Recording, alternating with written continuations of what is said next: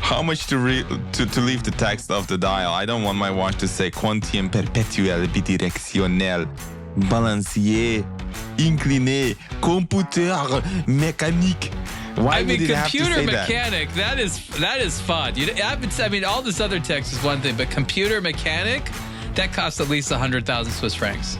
What I wanted to say is David is the best, the funniest, and the most handsome ever computer mechanic. That's just what my Greubel Forsey will have to say.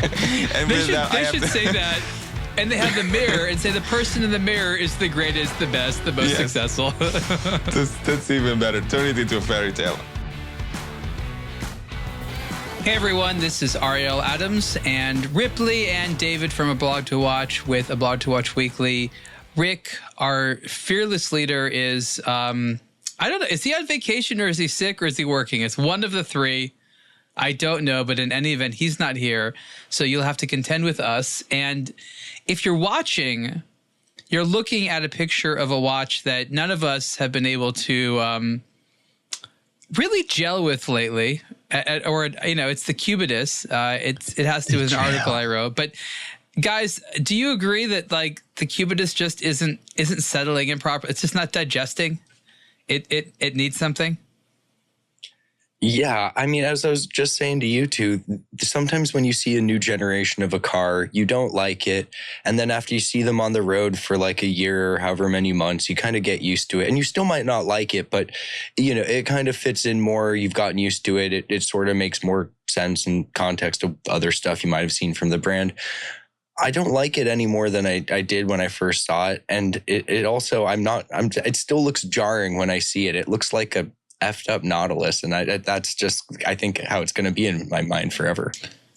People have pointed out that we've been a bit hard on Patek, and I think we are. Is it justified? Like, are we like? We're not just choosing a target. Like Patek, kind of to me deserves a lot of what they get in terms of the feedback. Maybe if only because they've been so praised for so long without that much merit. I really like a lot of what the brand does, maybe not lately, but I have a ton of respect for the brand as a whole. I would say I'm a fan of the brand. You don't like to see the thing you like do things you don't like. And that doesn't mean they have to stay still and just keep producing the same stuff. But when I think about this brand, the Cubitus is not what a time-only overpriced steel watch with a derivative design that isn't, it's really not what I think about the brand. So this isn't what I want to see from them. If they were making really interesting complication pieces, and I don't think I would have the same remarks. But that said, I'm still a fan of the brand. I think they do really nice products, even if this isn't one of them.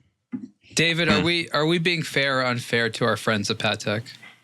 I wrote an entire article on this. It's titled, "This is why people like to see giants fall." And that entire article was precisely about the reasons why, not just we, but the people in general have not targeted Patek, but don't hold back when it comes to criticizing the brand. If you're loud and obnoxious and with your ego and your statements and your marketing and the way that you treat your customers and the media and basically everyone outside of the company and probably even within, but although the latter is just an assumption, then this is what you get. For the last couple of years, from time to time, we would criticize Patek Philippe quite privately. Then we did it slightly more publicly. And I guess one of the things that galvanized me was all the people that were traditionalists, especially in Europe, who were like, oh, how dare you criticize them? And I was like, why? Why? How dare I criticize anybody? Who is so amazing? And I was fascinated by the almost like accusation of heresy, like, how dare you talk about them? You blaspheming. And I'm like, but they're just a company that like does dumb things like everyone else and some nice things. And then I realized that other people finally started to speak up. And I heard things that retailers said. I heard things that other journalists said. I heard things that consumers, their collectors especially, those were the loudest people. All these people that used to be like diehard fans of Patek are like, oh, the Stearns are the nicest people. They treat me so well. Their watches are the best. Like, they would defend it. I was like, okay. And then they changed their tone. And I'm not saying we're like ahead of this or anything like that, but we definitely saw something coming. And I think that we're just not guilty of saying what we think people want to hear. Like, oh, Patek has so much respect. Of course we have to say good things. Like, I guess I don't care, you know?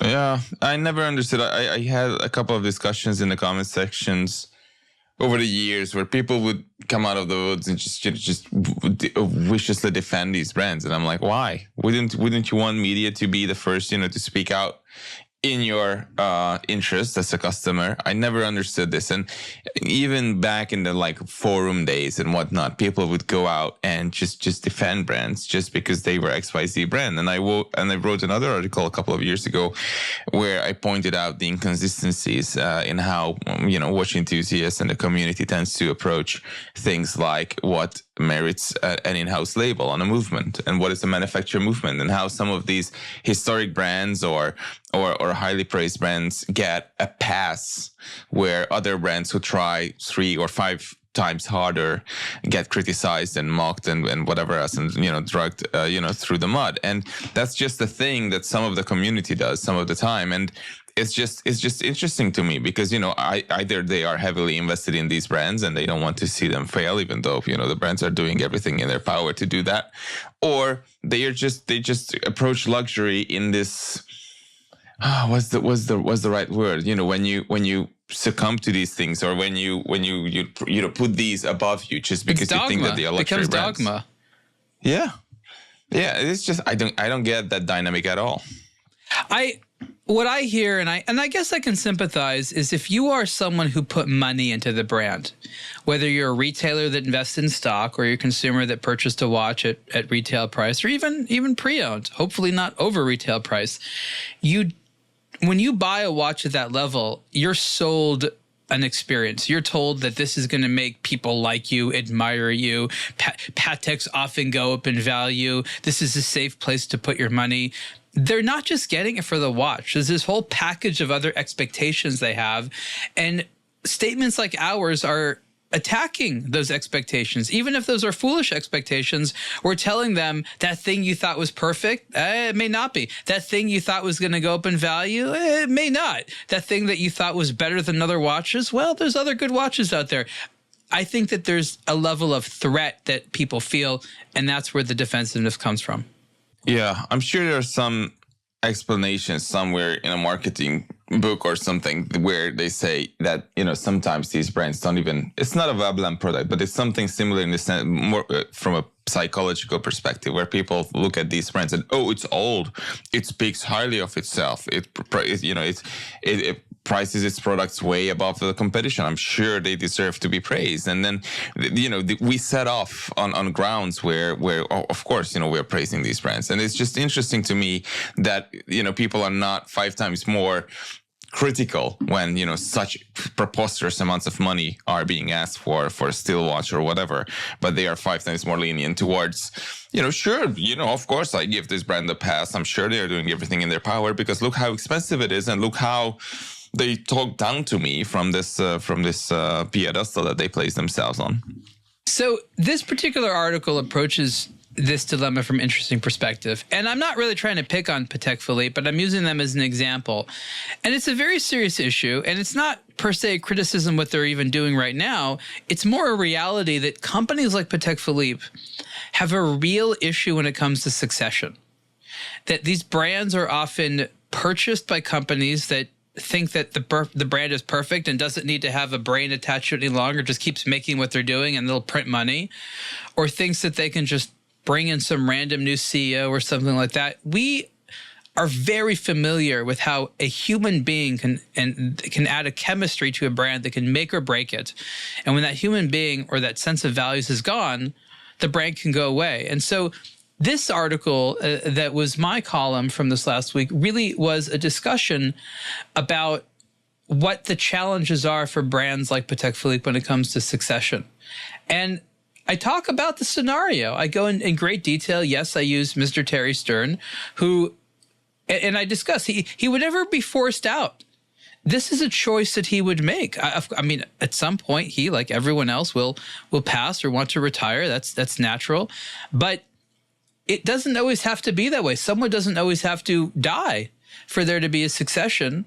He can even still retain a lot of his family ownership, but have someone else run it. And, you know, sort of cutting to the chase, the conclusion that I come to is that the person who should have the job may be someone who doesn't really want it and should be someone who really focused on the watches. And to take one of their senior watchmakers, we know that they have people that have been working there for decades. Put them in charge, not a business person, not a salesperson, but someone that just really wants their watches to be as amazing as possible. Is that overly idealistic of me, or is there some merit to the idea that the leader should not necessarily be the overly zealous, growth-focused salesperson, but maybe someone who wants continuity in their watchmaking status?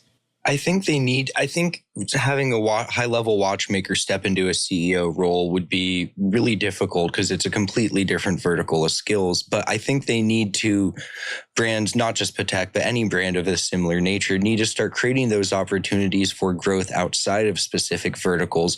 So when you do have that talented watchmaker who is really just invested in making the watches themselves as good as they can be, they have a way to advance within the company rather than just being the master watchmaker. If that's what they want to do, fantastic. But if they have aspirations for working with the brand in a different capacity rather than just building and creating the watches, I think they need to start looking at ways to sort of nurture that throughout that person's trajectory at the company. So when the time comes that Mr. Stern does need to be replaced or wants to step down, there's someone who has been trained in different aspects of the brand, comes from the mentality of the watchmaker and wants to make the best product possible, but also has some insights into other workings, because they can't just work in a vacuum. It has to play into other roles. And as much as it doesn't necessarily make for the best product, marketing and sales and stuff are all part of it. But having some sort of background in that combined with the watchmaking might make for a really dynamic leadership role.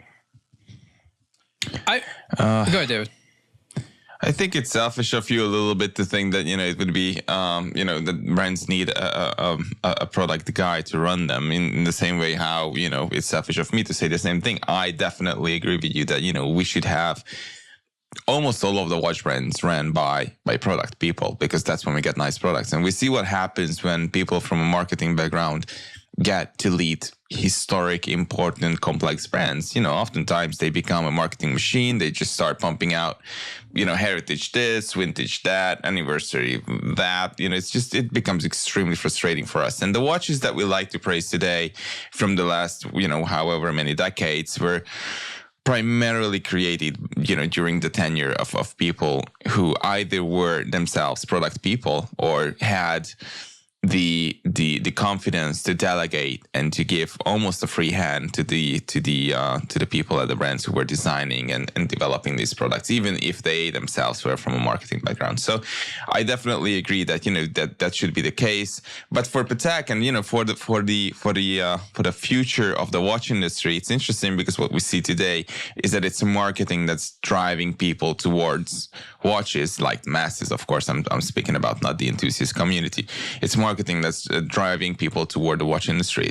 For some time it was, name dropping brands in music and making those arrangements. Some other times it's the ads or whatever else, right? Or social media presence and things like that. And the product itself, whether that particular watch that, these popular brands produce are any better than their competition, which they usually are not, is not even secondary. It's just way down the list of things. And yet the watch industry prospers for it. I still think that someone like a watchmaker could be best. I'm not saying that there's any perfect person, and there are other skills they would need. But I guess the point I'm trying to make is that at its core, what people want from a company like Patek Philippe is for them to be serious about watchmaking. And when they feel like they're being serious about other things, they lose that magic that people want. And I don't know that right now that's what people are primarily thinking that they're focused on, is doing the best watchmaking and sharing. You know, a brand like Patek Philippe should be opening its doors all the time. They should be so proud. Come check out these amazing things we're making. Come look at it. But it's constantly enveloped with secrecy. Only certain people they approve of can see it. That's not a company that wants to share what they do. That's not a company that's into like making a best machine. That's something else. And I think that that's really a problem. And I think that just, again, a focus on let's make great watches and share it with the world, even if they can't afford it. That's kind of what people want from a brand like Patek Philippe. At least I think so. Oh yeah, absolutely. Well, we'll have to wait for that to change. And sometimes these brands think like, oh, the more secretive we are, you know, everybody wants to be the member of a club that doesn't want to accept them. You know, it's this dynamic. It's being the hot person in the room, you know, and just like saying like they're not caring about anyone and all the attraction that they get. And, you know, it's just this, it's a vicious cycle at some point, but it's easy to overdo and it's easy to alienate people. And I think what happens is that the deeper somebody is into the watch industry, the more hostile these secretive brands become, and the more they will be attracted by those friendly, fun brands like, I don't know, you know who they are, like the MBNFs, the Mosers, the others of the world, where it's like, sure, the doors are open and look at us, and we make fun of ourselves, we share what we do and all the rest of that. So I think it's different stages of watch enthusiasm, if we call it that, where these brands attract or push away people. Well, I stand by my original statement that the industry lacks a lot of good strategies for succession. There's a lot of times where the wrong CEO or someone in that position can really ruin a good thing or make a bad thing really amazing. And it's not something which is discussed enough. So I think Patek Philippe is a fascinating, case study or scenario to talk about, but this applies to many others. And just in, our careers, David, you and I have seen so many bad successions, right? A lot of brands have just gone from like leader to leader to leader because it doesn't work. So because a great leader makes a great brand, and because there's oftentimes a poor shift from leader to leader, I think this is something the industry needs to focus on more about. Now let's talk about a watch. One of the watches that we saw at Geneva Watch Days was something that came out a little bit earlier in 2025. I think it was like early in the summer. And this was the very last version of Greubel Forsey's Balancier Contemporain. I think this was called the final edition. 33 pieces in steel. The audacity. 220,000 Swiss franc watch in steel. Why not? This is, I think, mechanically the most simple watch that they currently make. Maybe their handmade ones are sort of as simple, but that's a whole different boat right there. You're paying for the finishing, really. You're paying for the, not really the name, but, the process there. I just think this is great. This is the first under 40 millimeter watch they made. I know they've had some others since. What do you guys think? Is there a case that says, if you're in the market for $220,000 watch, this steel watch that only tells the time with a power reserve is a good way to spend it? I mean, I think if you're buying any watch at this price point, regardless of what it does, it's not necessarily about what it does in any capacity. It's more about how it makes you feel and the things you can appreciate about it. That can be the time only. It can be a grand complication. Whatever strikes your fancy is going to be what you appreciate about it, but it becomes a much more emotional and personal purchase. And I love this thing. I mean, I love most of what Greubel Forsey does, even if it's not my personal cup of tea from an aesthetic standpoint or a size standpoint. Some of the things are massive. You kind of have to just appreciate them for the sheer amount of engineering and just the insane level of finishing and execution. If I had ridiculous amounts of money, a steel Greubel Forsey like this is, just right up as good as anything else. And I think a bit more interesting than a lot of what you'd find from a more well-known brand. David, what do you think? Yeah, I'm just looking at the case. I don't think the case is anywhere good enough for the price, or even a fifth of the price. I know that that's not the point. I think that's like criticizing the frame of an expensive and fantastic painting. I get that, but at the same time, I would be just bothered by it endlessly. Wait, I know, David. You want case tumors like the old Greubel Forseys. It's too round for you. Maybe, or something. Just put something on it.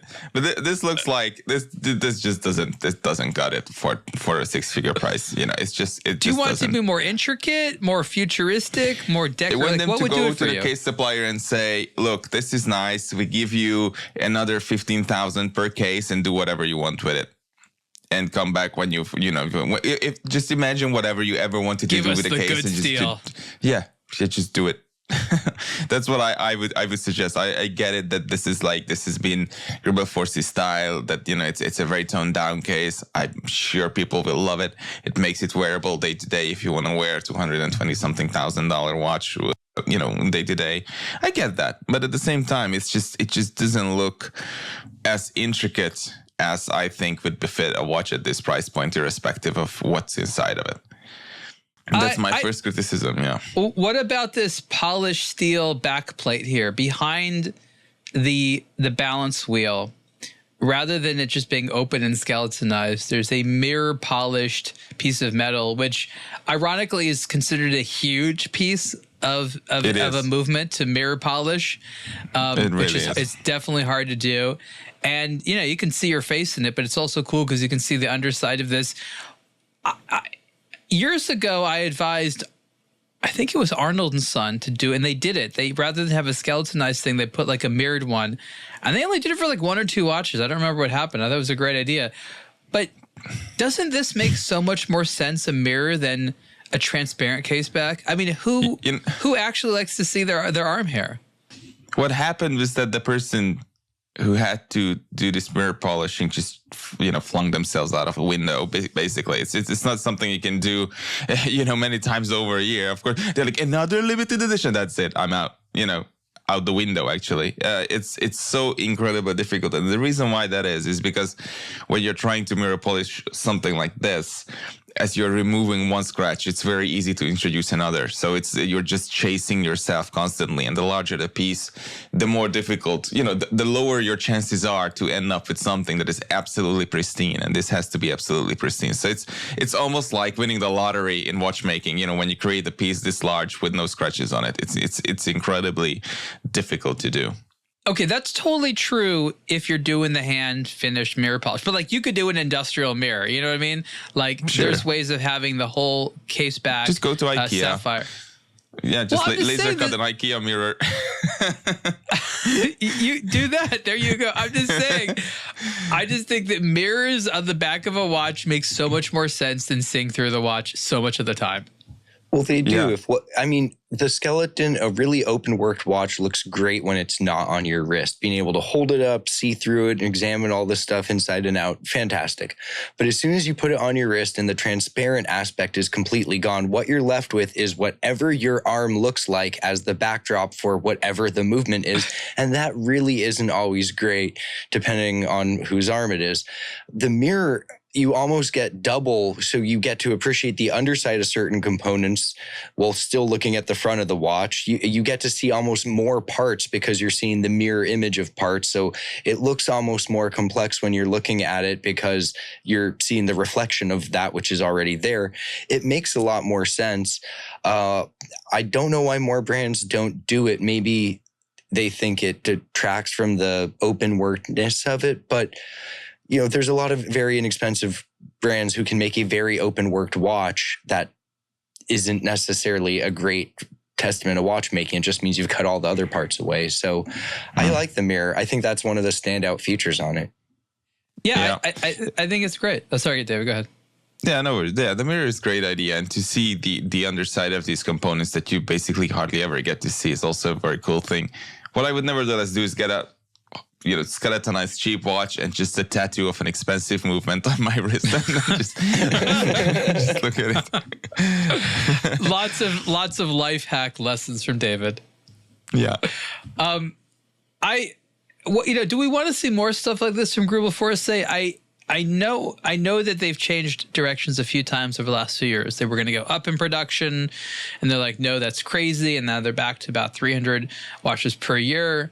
I think their average price point now is like well over $500,000.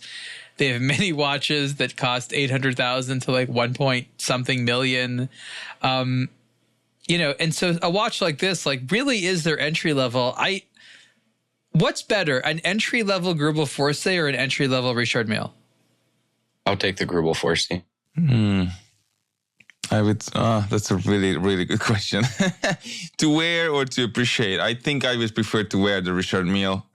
But to appreciate and look it up close, I would probably get the Greubel Forsey. Not this one, because I don't even know what an entry level. Like, what is an entry level Richard Mille these days? Like 120,000, 150.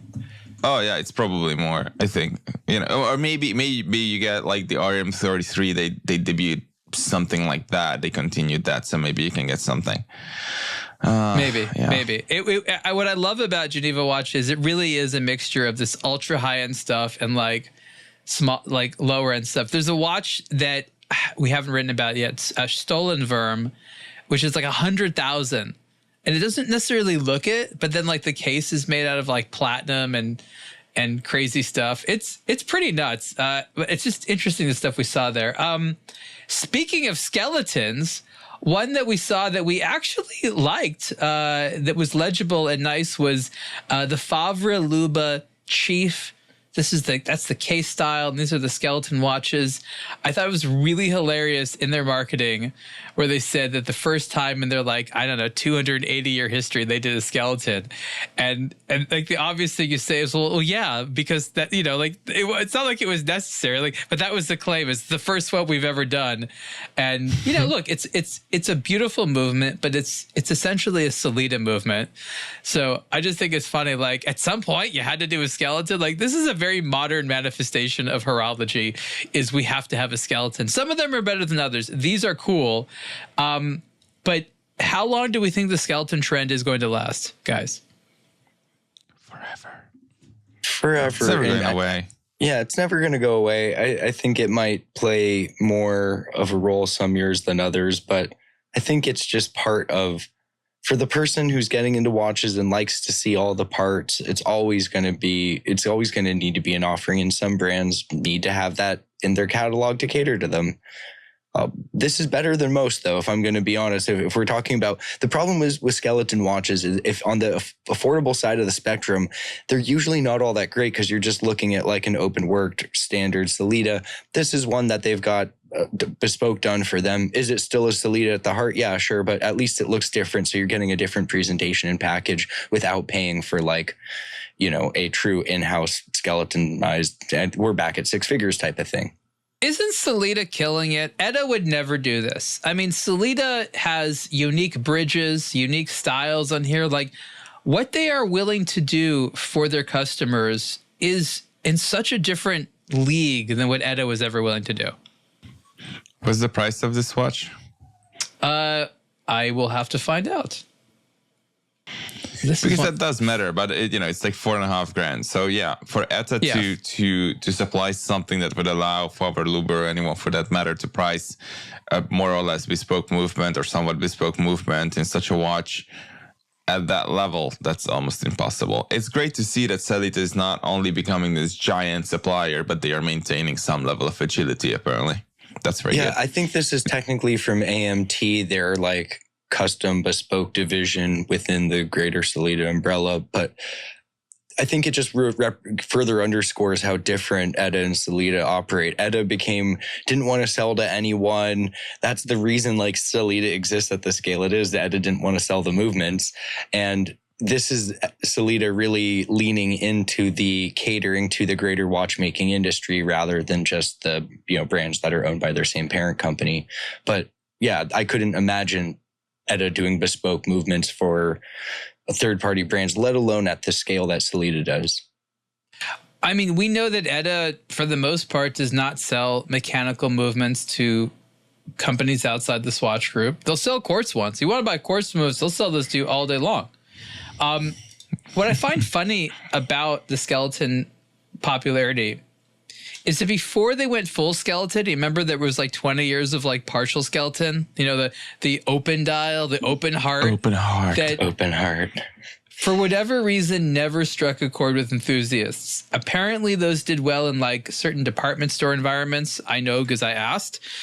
But like enthusiasts, even those Zenith ones, remember the Chronomaster Open and stuff like that? Like nobody seemed to want that. And Graham did it for a while. And so it's really weird that it's like, if it's totally solid, okay. If it's partially skeletonized, I'm not sure. Are you a Greubel Forsey level?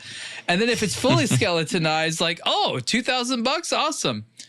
It's really weird, right? Yeah.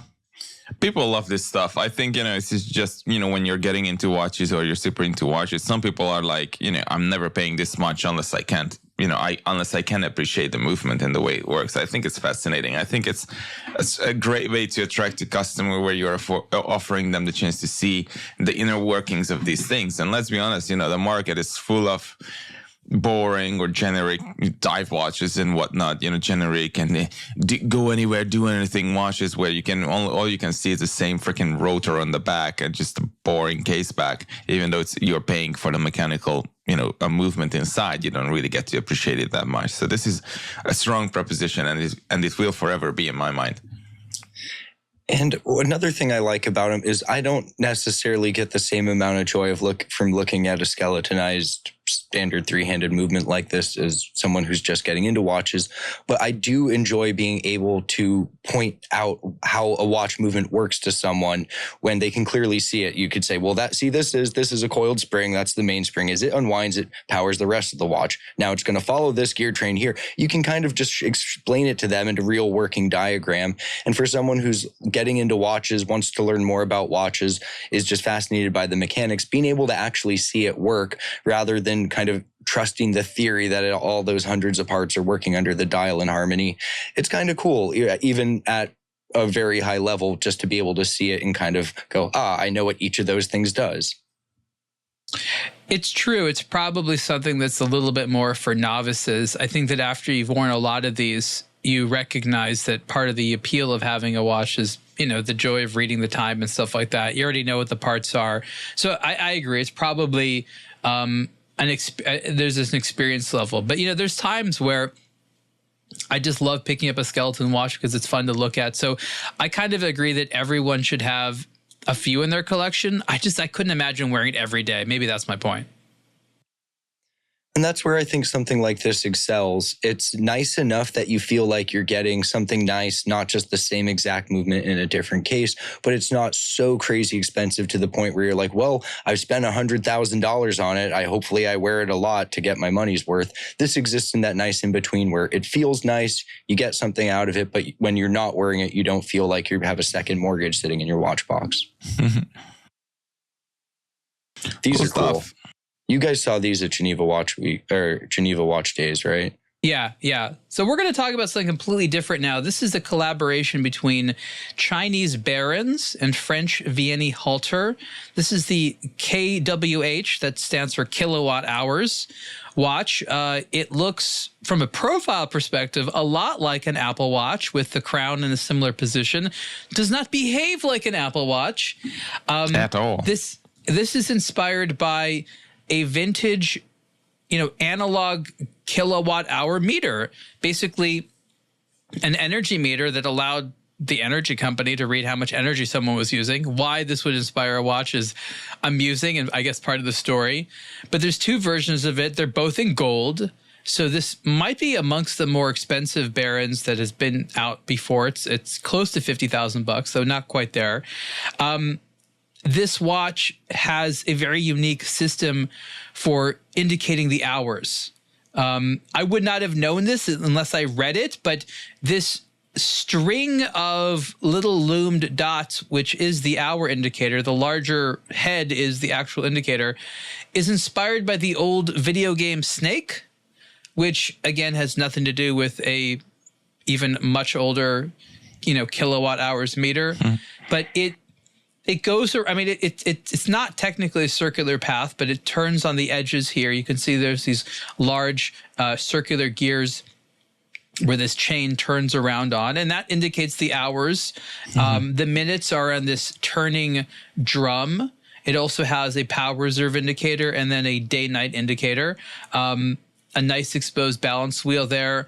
And on the back of the watch, there is a moon phase indicator. Why? Because Vianney Halter likes space stuff, of course. Totally wild, totally out there. Retail price, they get $44,800, which is quite some value given what, again, talking about a Richard Mille, a Greubel Forsey, they had this level of complexity, they would charge a lot more. The chain, of course, is the bulk of the components, but it's like 870 parts.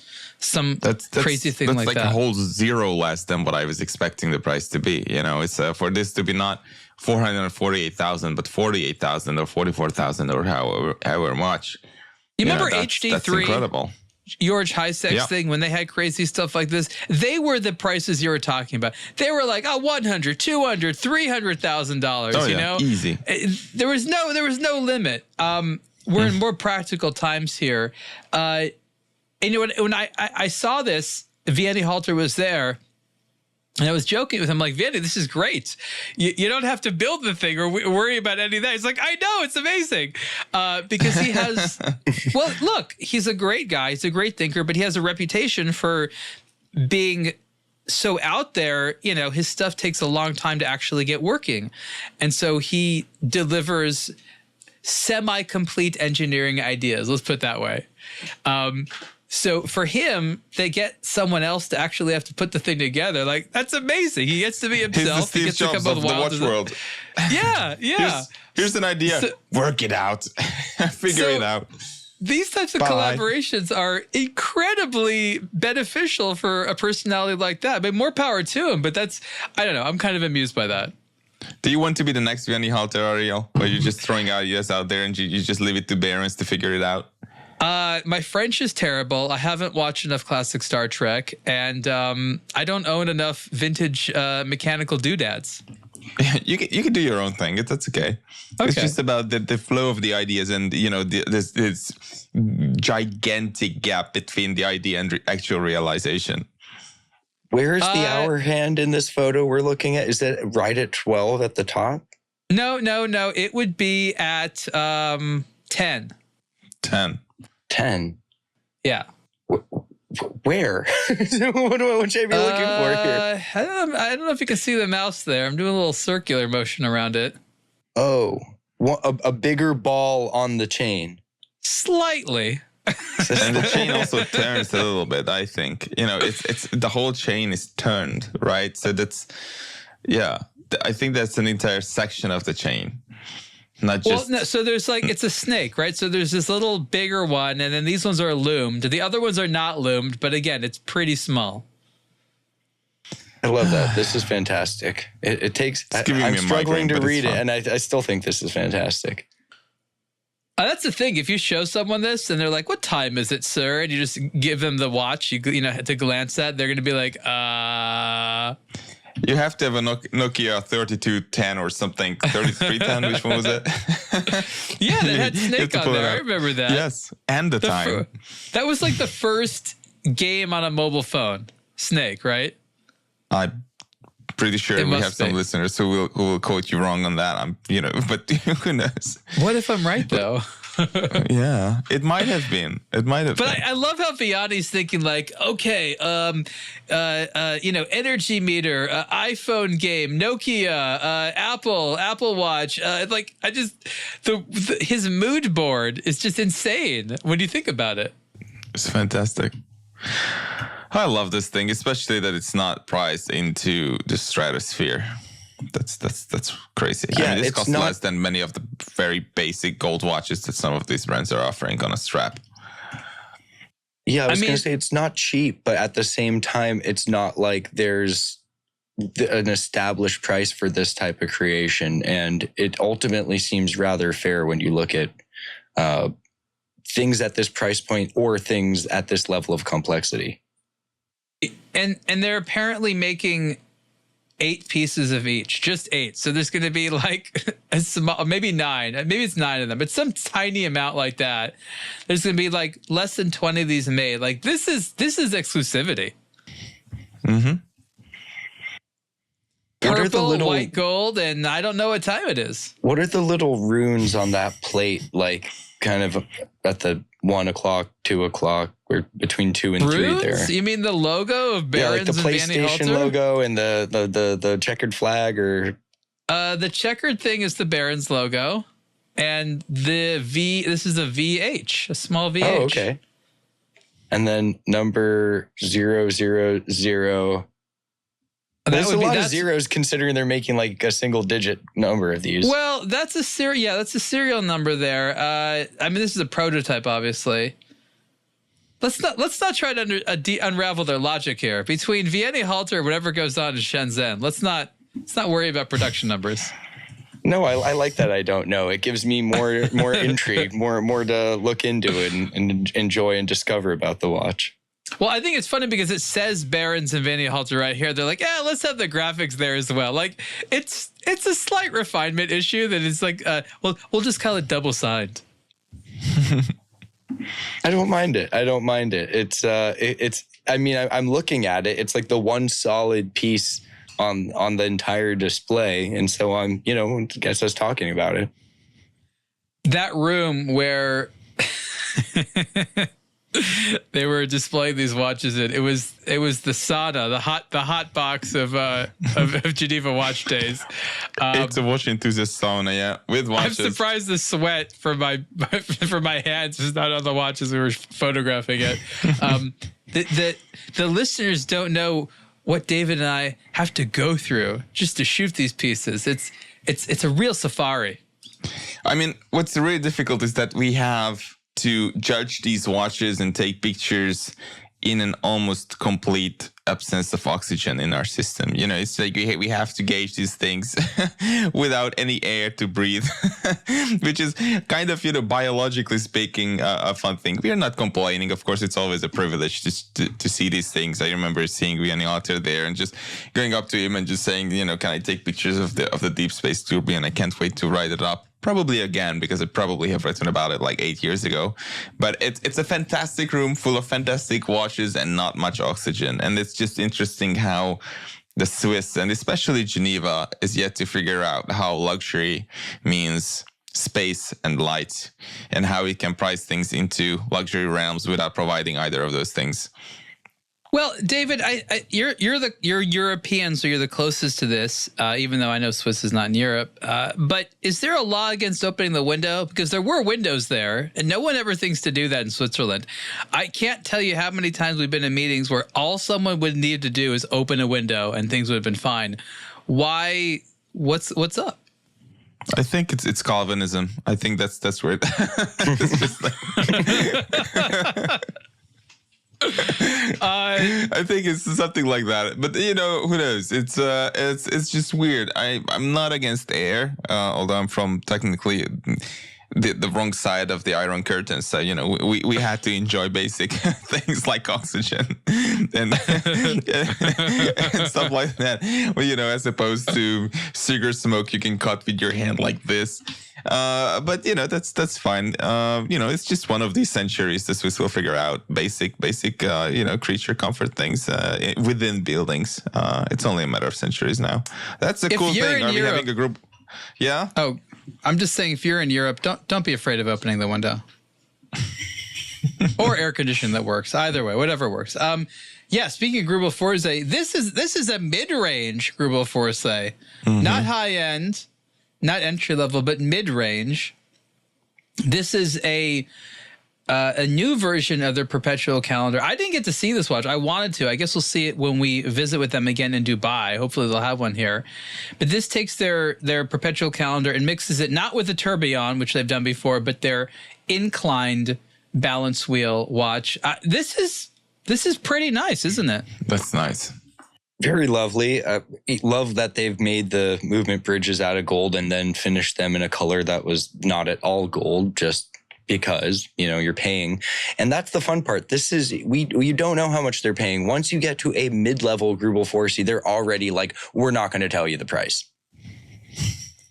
So, so at this point, it's like, okay, well, between mid and high, is this just like how many... Oh, is this one of the ones where they refuse to disclose it? Yeah, they didn't want to tell us. Well, we can play a little logical deduction here. I'm pretty sure that the one with the tourbillon is about between $800,000 and $900,000. Mm-hmm. And then if you take away the perpetual calendar and the inclined balance wheel, you're looking at about like 220,000. Mm-hmm. So maybe like 500,000? 420, 450, something. I'm gonna say like 650. And the funny thing is, we could be totally off. Yeah, by Difference in hundreds of thousands of dollars. Basically, it's like an entry-level Ferrari, like give or take in the price of this watch. They could just say like, no. I know it's not a tourbillon, but it's hard, so we priced it 5% less. They could just say something like that, and we'd be like, hard. Okay. How much to leave the text of the dial? I don't want my watch to say quantième perpétuel bidirectionnel, balancier, incliné, computer mécanique. Why would it have to computer say mechanic, that is fun. I mean, all this other text is one thing, but computer mechanic, that costs at least 100,000 Swiss francs.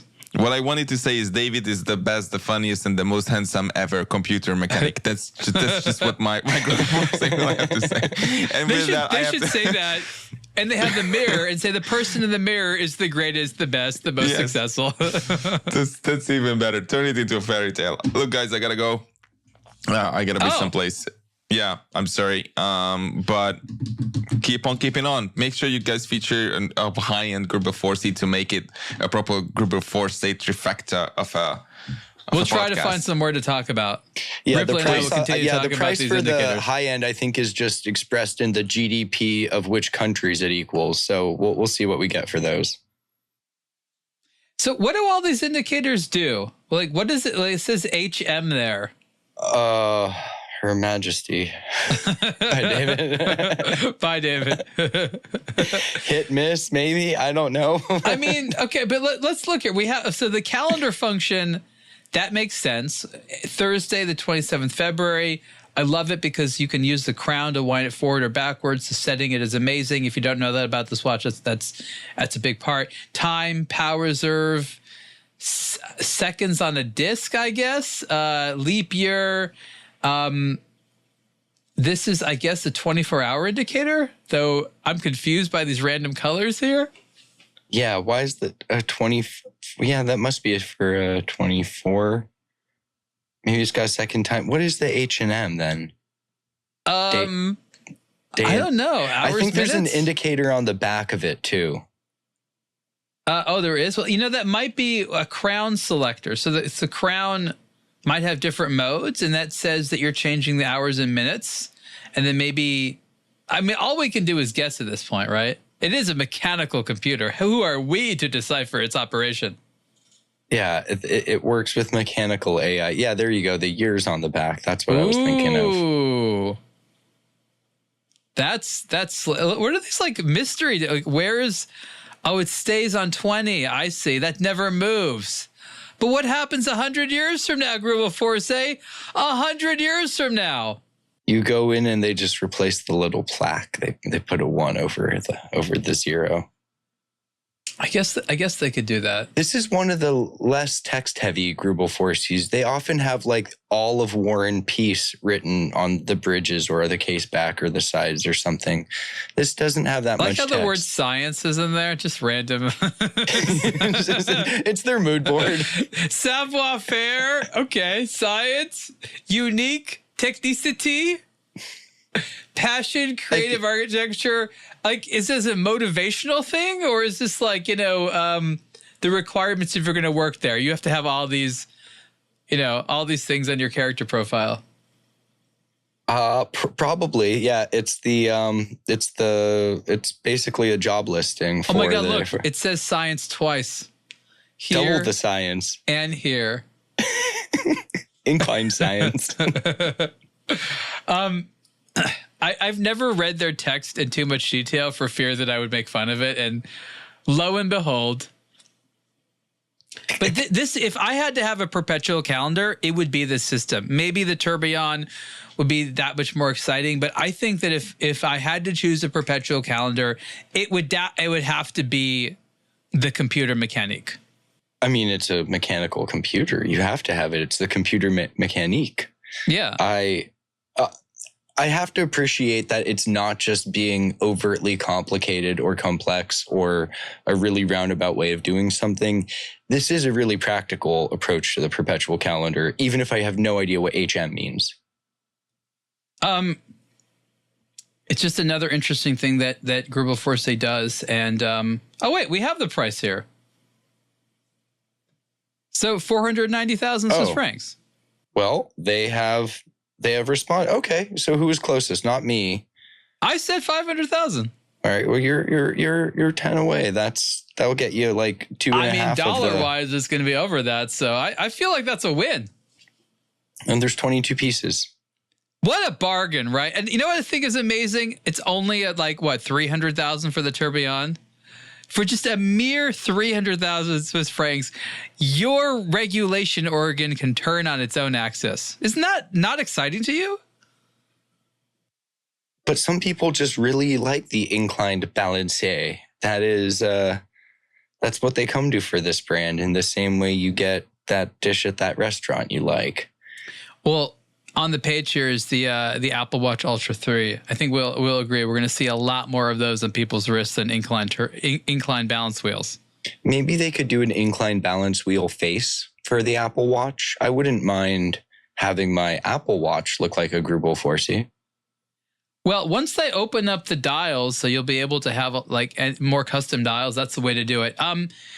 Let's talk about a review I did of the Hublot Square Bang, as David has already had to leave, but he and I went to Hublot. We did a whole day there looking at the way they make movements. I have always been impressed there, but I got to see some parts of the manufacturer that I hadn't been to before, and I'm even more impressed because they actually make more than just watches there.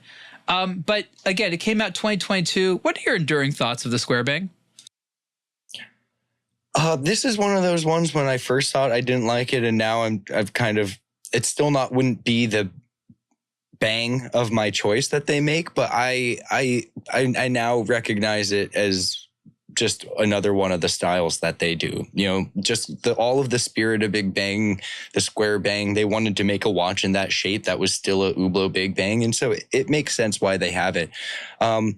It's not I prefer the classic Big Bang or even the spirit of Big Bang, but these are a lot of fun, and I am warming up to them, even though it's probably never going to be my go-to Hublot. You know, the funny thing is, it may be just my wrist or the experience I had, but I actually found the Square Bang to be more comfortable than some of the normal round Big Bangs. It's the way the strap is integrated. It's the way that the case back is. It's actually curved. The entire watch is actually curved a little bit. I don't know if you can see it there. But it's such a comfortable to wear watch.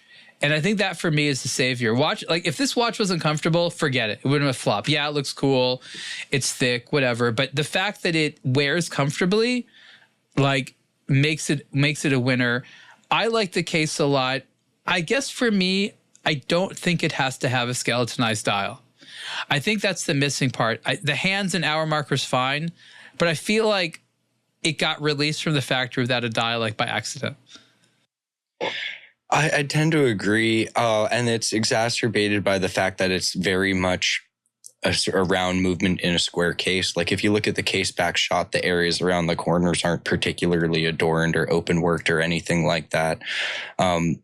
And so in this instance, either a solid dial or give it a crazy custom main plate and just fully lean into it. But this kind of feels like 1 foot in, 1 foot out for going the full square route. I mean, we know they don't have a square movement, and we haven't heard about this yet, but there's a version of the Square Bang with, it's not the Mecha 10. It's, I think, the tourbillon, like a skeletonized movement that's very square looking. That's tourbillon. That's a carbon case, but that one does a little bit better with the dial space, in my opinion. Have you seen that one? Yeah, it's really just these, once you get up to the higher end versions of the Square Bang, with the one that has all the like parallel and perpendicular bridges, I think that works really, really well with the square case. Just this, looking at the case back shot right now, it literally looks like you took a standard off the shelf movement and just shoved it in a square case, and then went to the machine guy and was like, hey, can you make a spacer to fit? And then someone was like, do you want to decorate the spacer? And you're like, nah, it's fine. This is okay enough. I maybe if they just cut some holes in it or something like that, I don't know what would appease me here. You don't like the kind of like big polished chronograph? I don't know. Those are like push arms or whatever you want to call them. The that arms are cool, pusher. but the ones on the opposite side of the case, like. Do you want some Greubel Forsey style tiny text? Yes, yeah. Or write science twice on it. That'll get me there, apparently.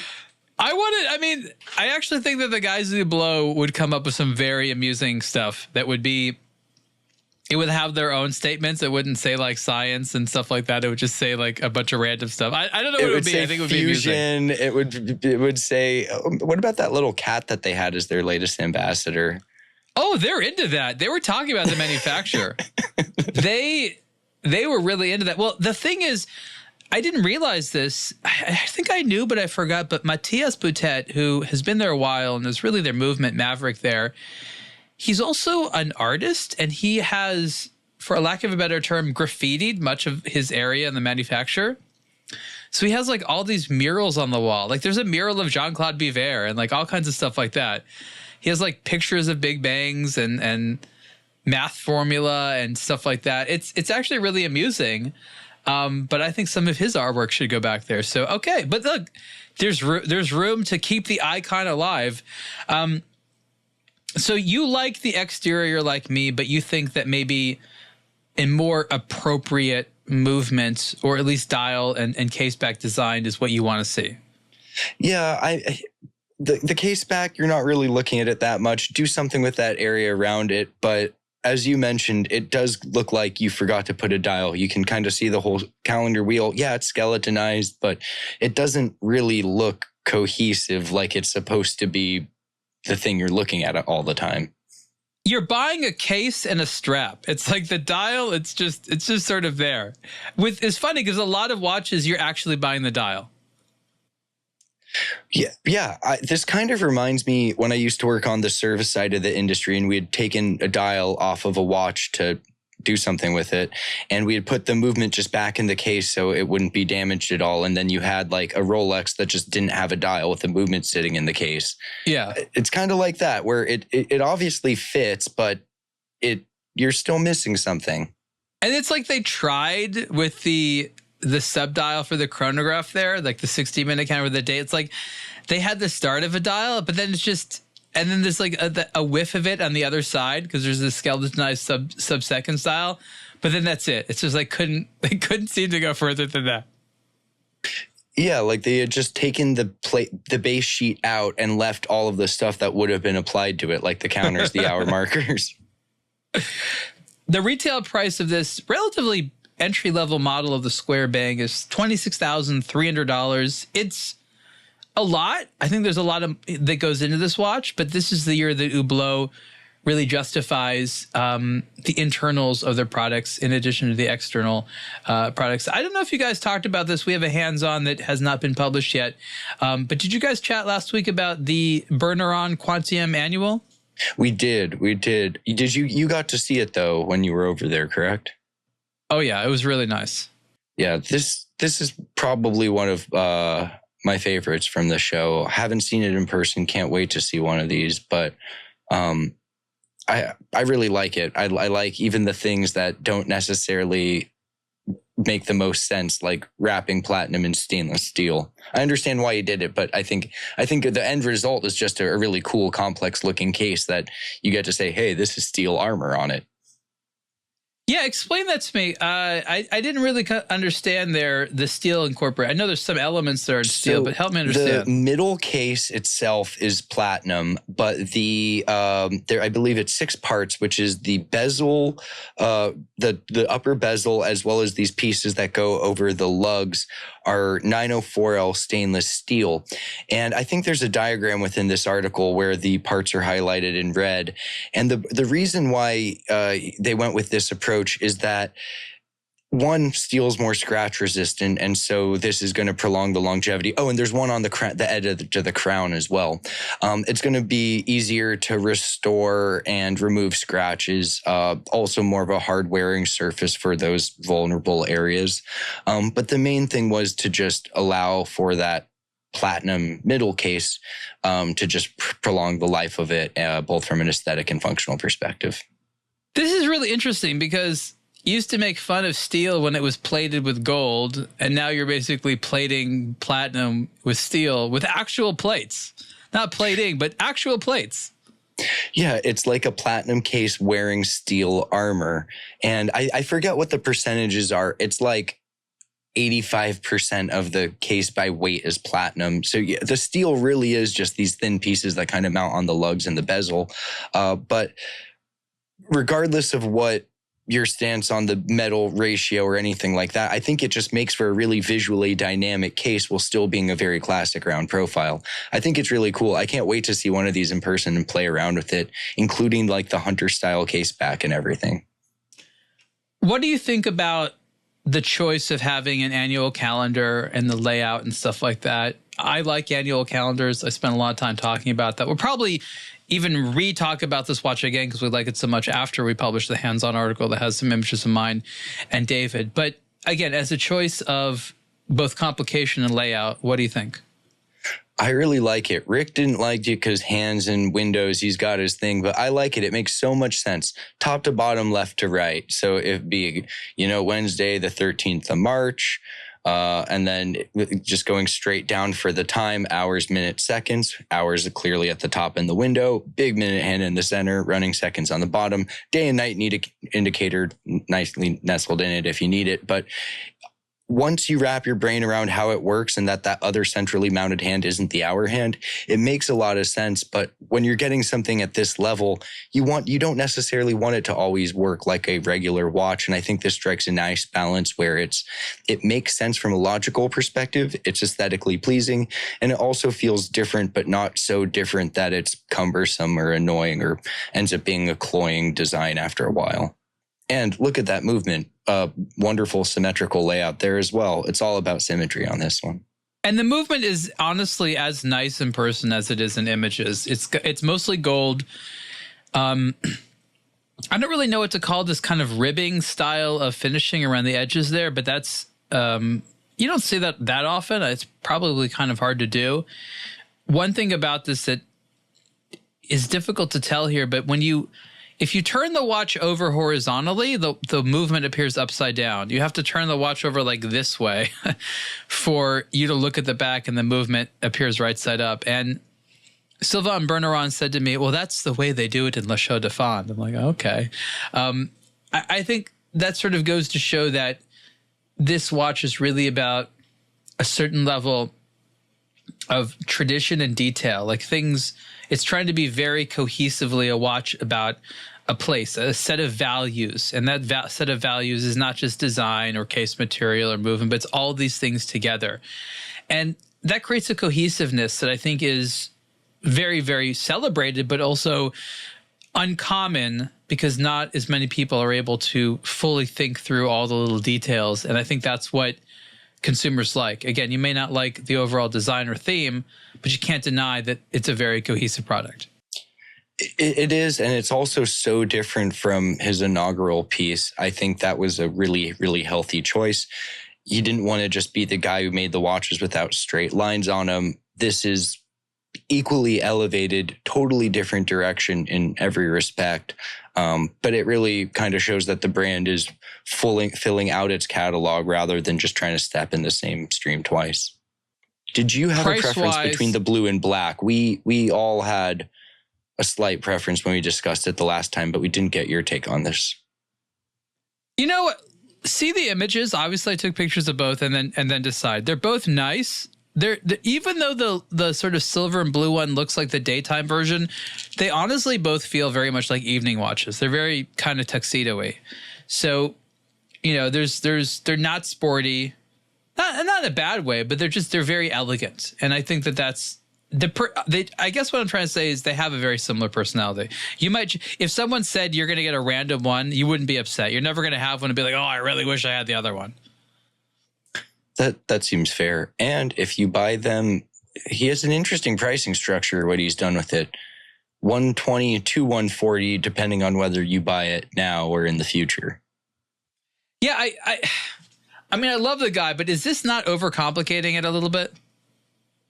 It is, but I also, it would be a lot more complicated if he didn't have this fixed output. I think he's doing 24 pieces a year for 10 years. And so those who get one this year, it's not like, well, if you get in early, try to sell one early. The early supporters of those 24, I'm sure he's got more than 24 orders at this point.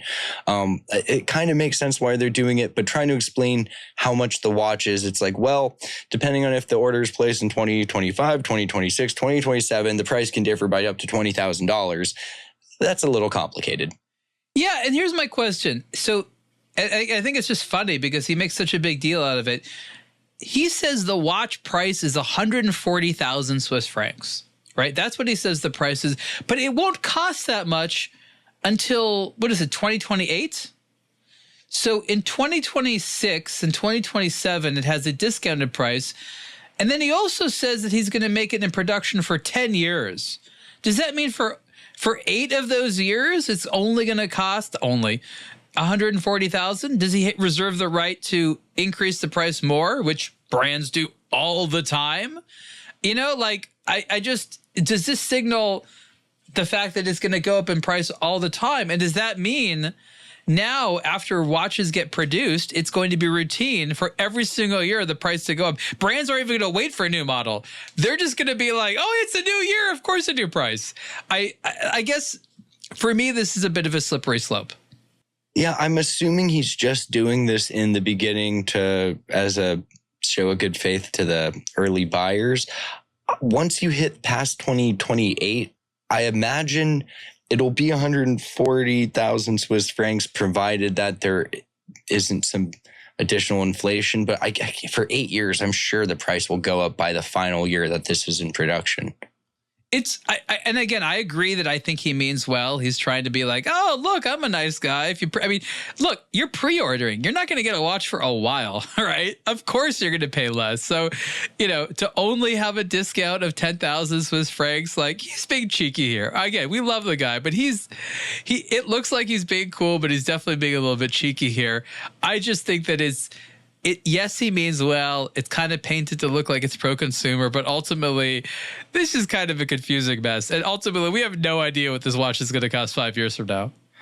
Well, also, it's when your order's placed. So if I placed an order in 2025, I'd pay my 120,000 Swiss francs.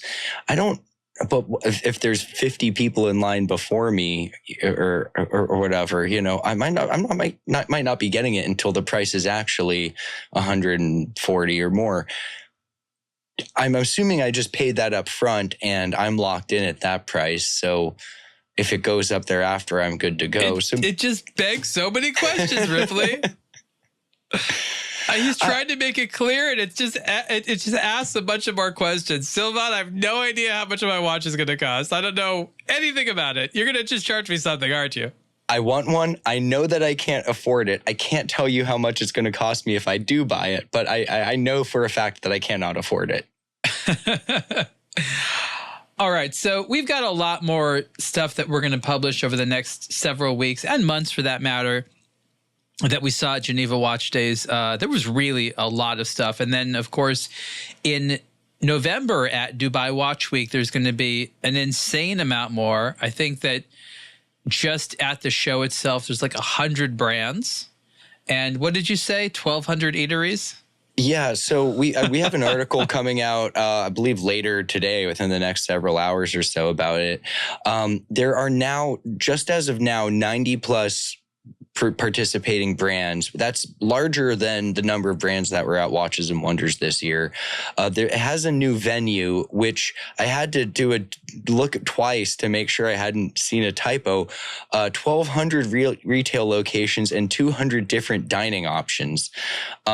It sounds colossal, but this is Dubai Watch Weeks. It only happens once every other year, but each year it keeps growing and growing. To this point, it's not just like, oh, the Middle East show. It is really, really big. It's going to have probably over 100 brands by the time it rolls around in November. Yeah, that's going to be something. So there's just an awful lot of new watches coming. Thank you for listening to this week's episode of aBlogtoWatch Weekly. You know where to follow us. Please comment. Let us know what you think. Let us know what you want us to chat about, what you want to learn about. And I'm sure Rick will be back next week. Ripley, thank you so much for joining me. Always a pleasure. Okay. Bye, everyone. Bye, everyone.